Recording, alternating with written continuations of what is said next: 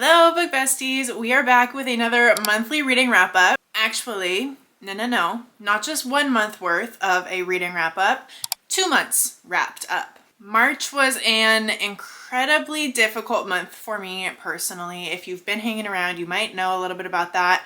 But I got to the end of the month and I was like, I just don't have it in me to pick up my camera. I don't want to film. I don't want to do anything. So I definitely procrastinated my March month. Wait, March? What month is it?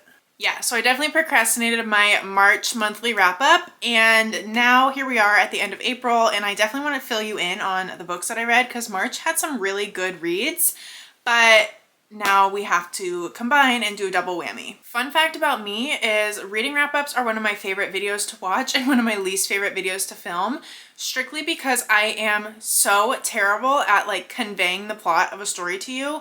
I can read it, I can enjoy it, I can give it 6 stars and claim it as one of my favorite reads, but ask me anything about the plot and suddenly I don't know how to string words together, I don't know what I read.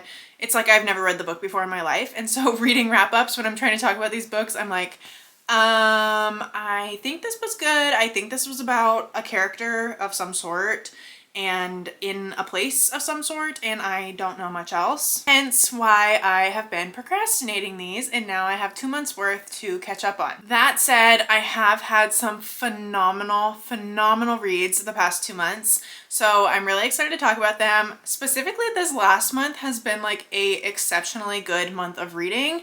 And if you follow me on Goodreads, you've seen 5 stars given out the gazoo, and I never give 5 stars to books, and I think I had like 3 or 4 this past month, which was crazy to me. This wrap up is also kind of fun because we have like a wide variety of genres, which I think is kind of cool. Like we have memoirs, poetry, nonfiction, general fiction, fantasy, romance, all the things, even a historical fiction, if you know, you know. So let's just jump in because like I said, there are a ton of books to talk about, and the longer I sit here, the more overwhelmed I'm going to be with how much I have to fill you in on. So we're going to jump in and just get started. Let's start with the 13 books that I read in the month of March. First up, I read Outofshapeworthlessloser by Gracie Gold. This is a memoir by an Olympic figure skater. I did not know who Gracie Gold was until I picked up this book, and now I consider myself a fan of hers. I thought it was absolutely mind-blowing and heartbreaking simultaneously to read about her experience leading up to the Olympics and in the Olympics. Talks a lot about mistreatment in the Olympics, talks a lot about disordered eating habits, mental health struggles, so lots of very sensitive topics, even some like abuse in here. So definitely check like content warnings and trigger warnings. However, this was a memoir that I thoroughly enjoyed. I am a huge memoir fan. I specifically love listening to memoirs. This one I like half listened, half read, and it was read by Gracie Gold, like in her own voice, telling her own story. There's something special about that. So this was a really good read. I would highly recommend picking this up. Even if you're not a fan of her, don't know who she is, figure skating, anything like that. I wasn't really either, but I still thoroughly enjoyed this. I thought it was great. I should mention here, I don't rate memoirs, poetry, or most forms of nonfiction just because that's like really difficult for me to rate. Poetry and memoirs in particular, I cannot rate someone's lived experience, like someone's own personal story. It just feels wrong to rate that. So not something I will be giving ratings to, but I will be telling you if I enjoyed them or didn't enjoy them. This one I definitely enjoyed, but can't really give a number to.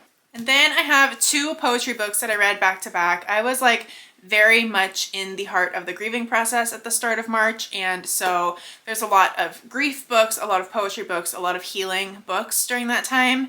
This is one of them. I read Harmony by Whitney Hansen. This is a poetry book about grief. Whitney Hansen is one of my favorite poets. Like, she is up there with Young Pueblo and Morgan Harper Nichols. If you are a poetry fan, you probably know those names. Whitney Hansen is a beautiful, beautiful poet. Even if you don't pick up her books, I highly recommend following her on Instagram. Like, I think she's just amazing, and this book was very, very, very healing for me. Something about just connecting through the form of words. I've always loved poetry and I've always been a huge word nerd, and poetry is just so healing to me. So this was an amazing read, definitely about grief. So if you're not feeling connected to the topic of grief, maybe not a book that you would feel connected to, but if you are connected to grief in any way, shape, or form, first of all, I'm so sorry because grief is a B word. It is the hardest thing that I have ever gone through.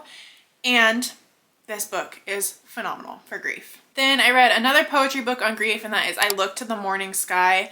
I didn't enjoy this one as much, I'm going to be totally honest. I just didn't connect with it as deeply. This one felt a little more inexperienced, I think, in how the poetry was written. I don't know. I never want to like judge a poet because I think poetry is so subjective.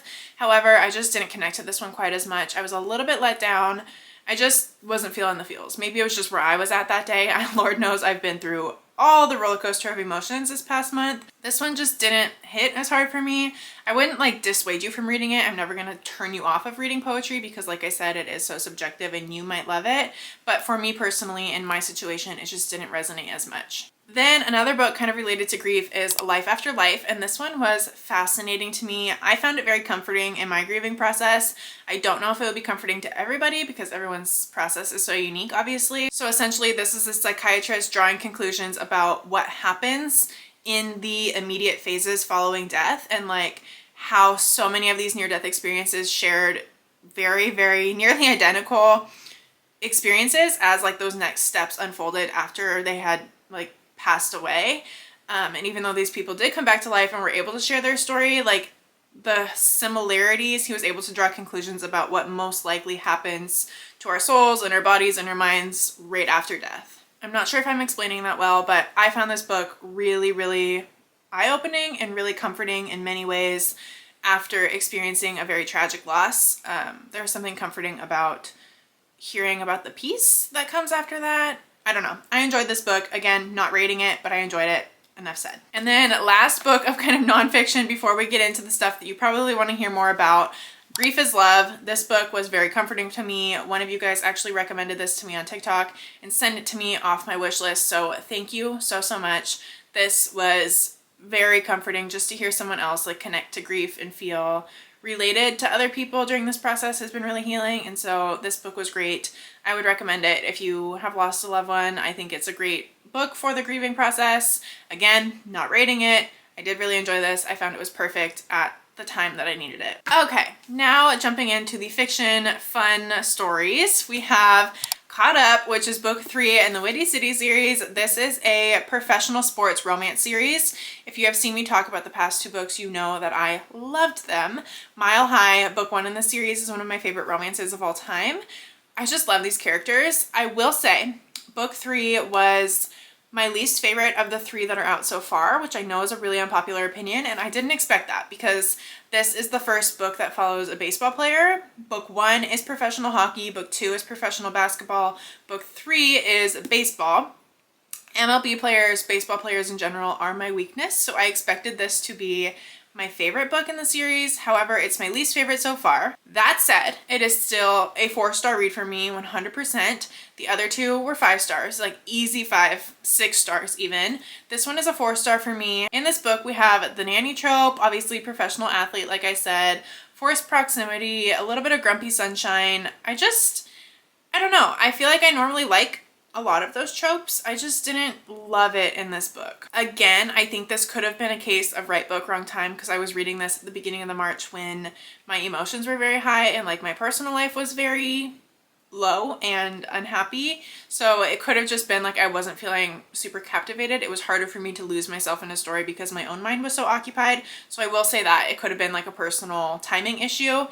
Not to say I didn't enjoy it. I did still enjoy it, but it wasn't as good as the rest of the series in my opinion. 4 stars. Then I read 2 back-to-back books by Amy Lee, and that is her influencer series. So I accidentally read this series out of order without knowing. I read X's and O's as a standalone like last year, I think, and they can't all be read as standalones. They're interconnected standalones, but they are also a part of a series. So I finally went back and I read book 1. So this is Set on You. This is a fitness influencer romance, and I loved the main characters in this book, specifically the girl in this book. She's a plus size fitness influencer, and I loved the way that she talked about body confidence and how fitness can look so many different ways and how health doesn't have like one meaning or one definition.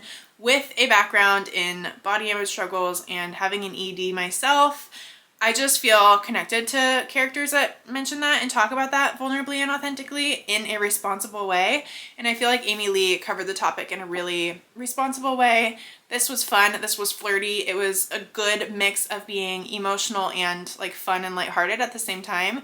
I thoroughly enjoyed this. It is my second favorite book in the series. X's and O's is still #1 in my heart, but this was a close second. I really thought this was cute. I gave this 3 stars. And then the newest release in that series, The Catch. I was so disappointed by this one, like so let down. If you know me, you may know that I read It Happened One Summer by Tessa Bailey, tried to read it twice. The second time I actually did get through it, and I hated that book. Like I'm so sorry, I hated it. And this felt like copy paste It Happened One Summer by Tessa Bailey. We have kind of like that high fashion, almost ditzy, like fashion and beauty influencer gets thrown into a small town with a very grumpy guy. They don't get along. He thinks she is too glamorous and too into her looks. She thinks he's a grump because honestly he is. I don't know, it's just like the exact plot of It Happened One Summer. So if you love that book, you will definitely love this. Since I didn't like that book, I did not like this. 2 stars for this one, which was a huge bummer because I've been loving the influencer series and I just found like this 3rd book in that series was not it for me. Speaking of series, I finally did it. Magnolia Parks. I read Magnolia Parks in March, so this is book 1 in the Magnolia Parks Daisy Haites universe. Finally started it, and I know you've probably heard me sum it up this way before, but this is like Gossip Girl if it were set in London.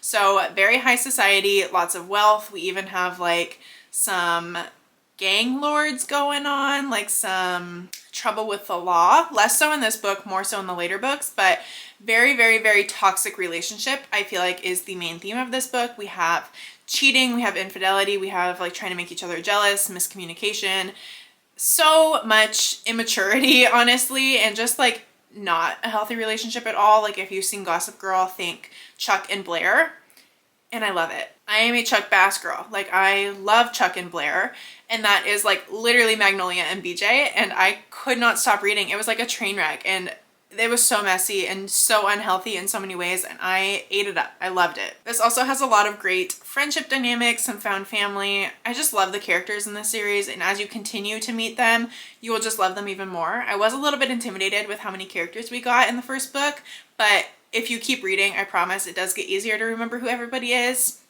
Highly would recommend starting the series if you haven't yet. I gave book 1 4 stars. This was a good month of series for me, it seems, because then I went into Ruthless Vows. This is the second book to Divine Rivals, and this was another big letdown for me. If you've heard me talk about Divine Rivals, you know that I loved that book. It was kind of another intro to fantasy book for me. I still don't consider myself a fantasy reader, but Divine Rivals is one of the first fantasies I felt absolutely captivated and lost in. I adored it. I gave it 4.5 stars, and I think I loved it so much because of the romance. And that said, I think the reason I didn't love this one is because I felt like it lacked romance, which was a huge, huge bummer.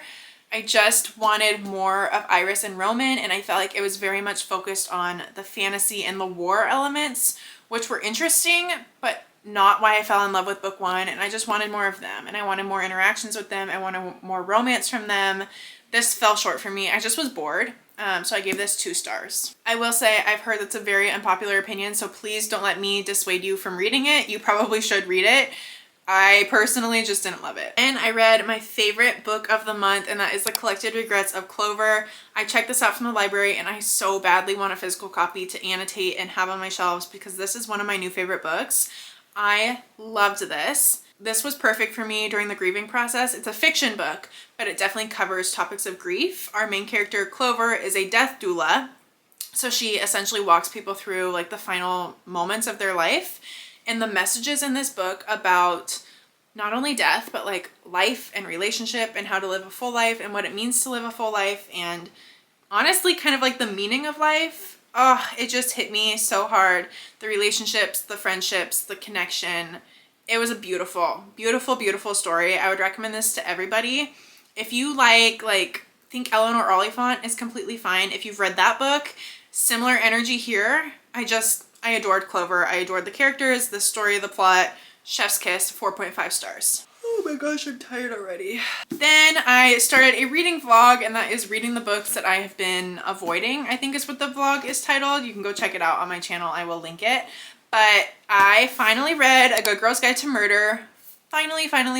This book has been on my shelves for probably almost 2 years now, and we finally did it. So I picked this up for that reading vlog because otherwise I probably wouldn't have read it. I needed the accountability, so I was like, I'm gonna vlog reading the books that I've been avoiding, that have just been rotting on my TBR.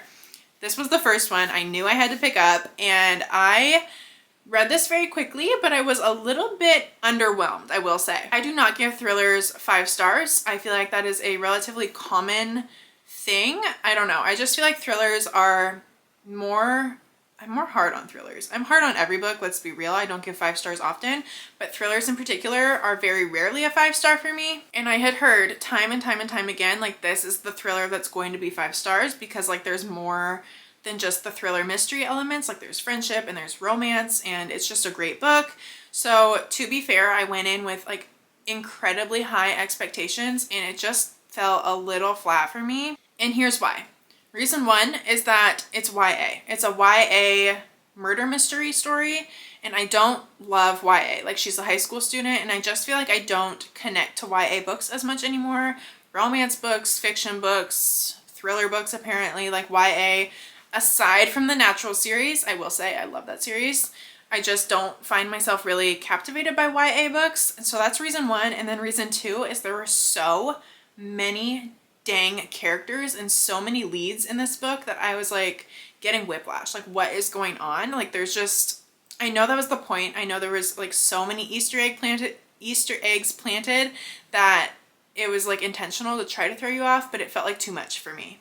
The ending did shock me. It did wow me. It felt, again, like whiplash at the end. I thought we had an ending. I thought we had a resolution. And then it was like, skirt, curveball again. So lots of plot twists. Was definitely shocking. I'm going to continue the series. I'm in the middle of book 2 as we speak.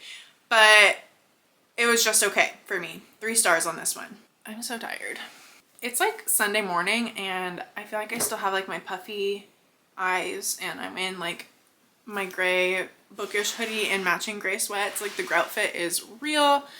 I'm just like tired, but I wanted to film this. So if I look swollen and like I just woke up, it's because I did. All right, last book of March is The Bright Side of Disaster. I also read this in that reading vlog, so if you want more in-depth thoughts on that one, go check it out.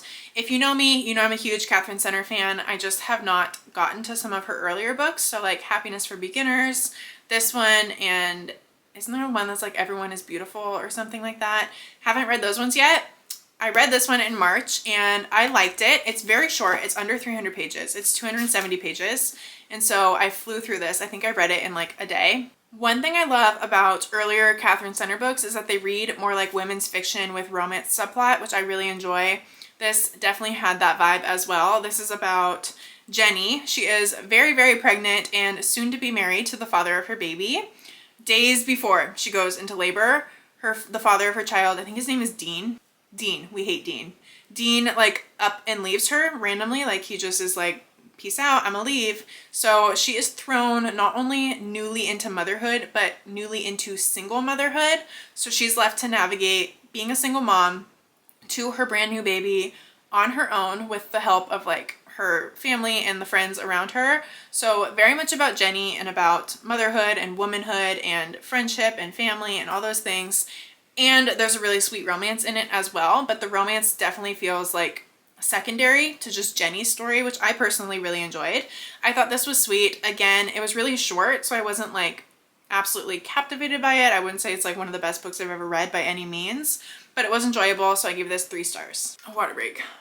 Okay, so those were the 13 books that I read in March. Now we can get into April, which will go quicker, I promise. Starting off, we have another poetry book that is The Strength in Our Scars. I really enjoyed this book. Again, still really going through it, going through mental health and grief and just really a lot of sadness right now. Not to get too sad in the middle of this video, but I have been really connecting to a lot of poetry lately, and this one was really beautiful.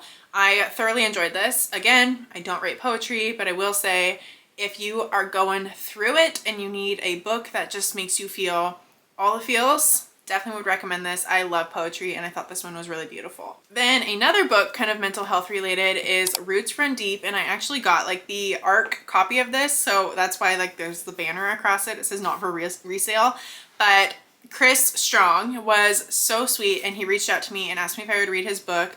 I adore him for one, so like highly recommend. Please go support him. He's just a phenomenal human. And this book was beautiful. So this follows a group of childhood friends who reconnect in their adult life after one person in the friend group actually tries to end their life.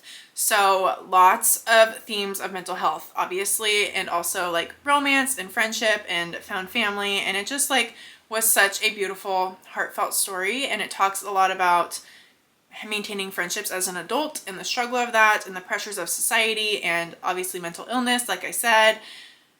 It just like was a deep, meaningful book, and it's relatively short as well. Yeah, it's like 230 pages, so you can read this really quickly. I think I read this in 2 sittings, and it just was beautiful. It was heartfelt, and I really enjoyed it, and I love Chris Strong. Go support the heck out of him. He's a phenomenal human.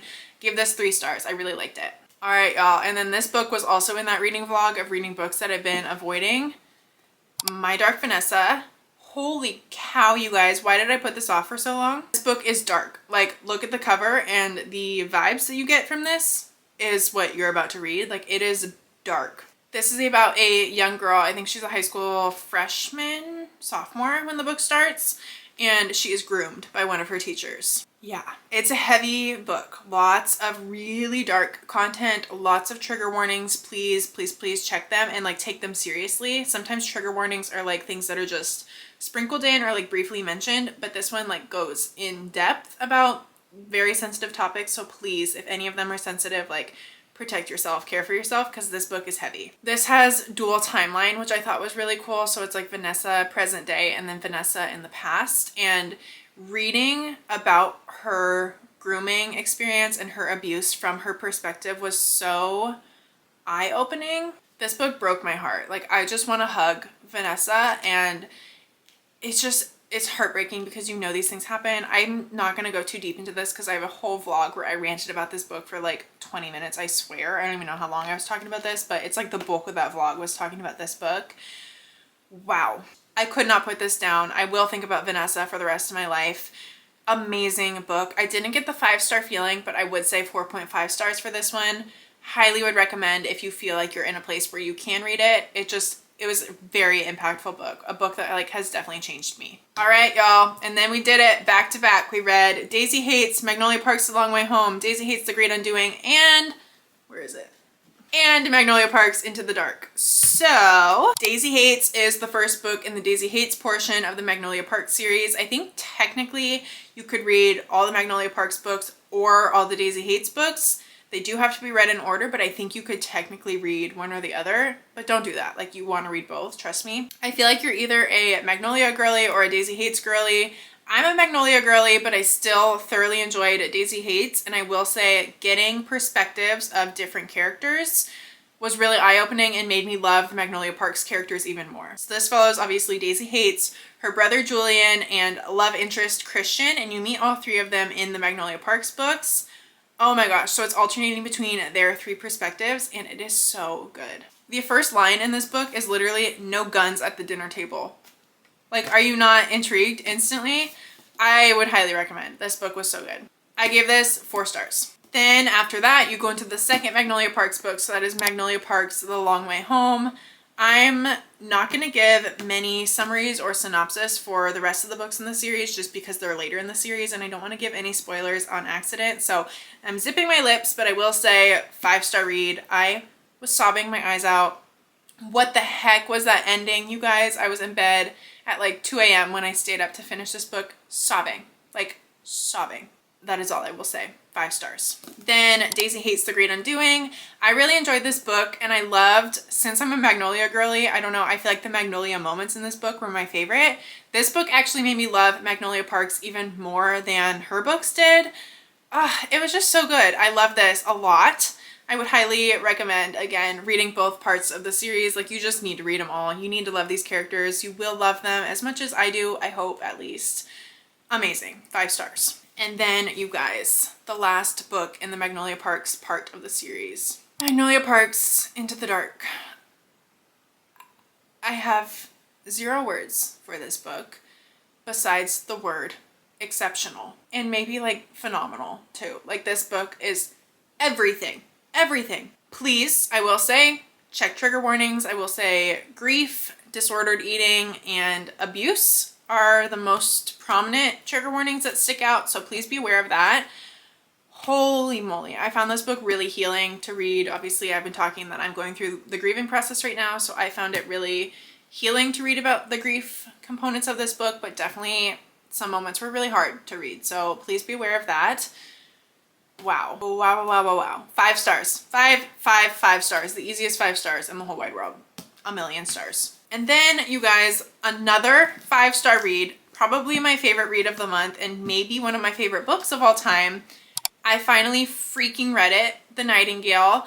This is in a reading vlog, reading the longest books on my TBR. I just posted that vlog. I think it's the last video before this one. Should be. Oh my gosh. Again, since I have an entire vlog that is really including every stage of me reading this book, I'm not going to go too in depth, but I will say I regret putting this book off for so long. For probably over a year, I have been thinking about reading this book, but putting it off because it's a long book and it's historical fiction, and I didn't think I would like that. But oh my gosh, this book is a life changer. Another easy 5-star rating. Truly a book that's up there. I would consider one of my favorites of all time, which is a huge, huge statement. It's amazing. It's absolutely amazing. Enough said. A million stars. I can't say enough. Then, new release time. I read Emily Henry's new release, so that is Funny Story. I had one of you guys actually had pre-ordered this for me, so it got delivered to my door. I was seeing everyone post on Instagram, like at Barnes, picking up the book, and I was like, I don't really feel like I need to buy that right now. Like, I don't need it. I don't need to spend the money. And then when you guys had ordered it for me off my wish list, so literally I cried. Thank you so much. That was the sweetest surprise in the whole wide world. So thank you, Brian.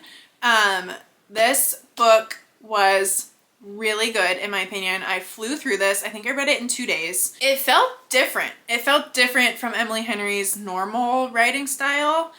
I don't know. It wasn't giving like beach read and book lovers energy. It just felt different. I can't pinpoint why. It just did. Not only is the cover stunning, but these characters were so quirky and lovable, and it was really sweet. Again, I won't say this isn't a 5-star. I'm going to say right now, it wasn't a 5-star for me. Something about Emily Henry's writing, just like, I'm a little bit disconnected from it, and I can't pinpoint what it is. But I will give her the credit, is the queen of banter, and this book had me giggling and laughing. Also was very emotional at moments, but it was great. Unfortunately, the ending fell a little bit flat for me. Not the very, very ending, but like the conflict was a little bit like, are you joking me right now? Like, really? So that docked a star for me, but 4 stars for this one. I would highly recommend checking it out. Even if you haven't loved like beach read or book lovers, check this one out because it just feels different. Then last but not least, I was lucky enough to get an arc of The False Flat. This is a romance book by Melissa R. Collins, and I have not heard anyone talk about this book or this author, but this surprised me with how much I love this. Melissa sent me the coolest package I think I've ever received for a book, and she sent me her book, obviously, and a whole bunch of open when packages with this little slip of paper. It says, each package is marked with a page number. Open each one when you reach the corresponding page. Hope you enjoy. So page 20, 66, 73, like all these pages, and you open the corresponding packages and it's something related to the story. It was the coolest interactive reading experience I think I've ever had. It just definitely added to the story and it was amazing. I did not expect this book to be so emotional. The ending, oh my gosh, it was so emotional. Great, great, great book. I would thoroughly recommend. I gave this 3.5 stars. It was just so fun to read. You guys, we did it. We did it. How many books was that in April? 10 books. So we did what, 23? 23 books. So those are the 23 books that I read in the last 2 months. Thank you for sticking with me through the world's longest wrap up. I feel like I don't even know how long I've been talking for now, but I can feel it. Like my throat is tired of talking. I need some water. I need to not speak to a soul for the rest of the day. However, thanks for bearing with me. Hopefully you got some new book suggestions or books to add to your TBR based off of my ratings and my overviews. I know I do a really crummy job of summing up books. I freely will admit that. I'm terrible at like summarizing a book, telling you about a book. It's just not my strong suit, as I'm a book talker and a booktuber. Probably is something I should work on getting better at, but it is what it is. However, that is all for this 2-month reading wrap up. Hopefully, like I said, you enjoyed and found some new books to add to your TBR. Thank you so much for bearing with me, sticking with me through the ups and downs of this crazy phase of life and everything I've been going through. I appreciate your love and support more than I can ever say. I absolutely adore you. Make sure you're subscribed so you don't miss future videos, and I will catch you in the next ones. Bye, book besties. I love you.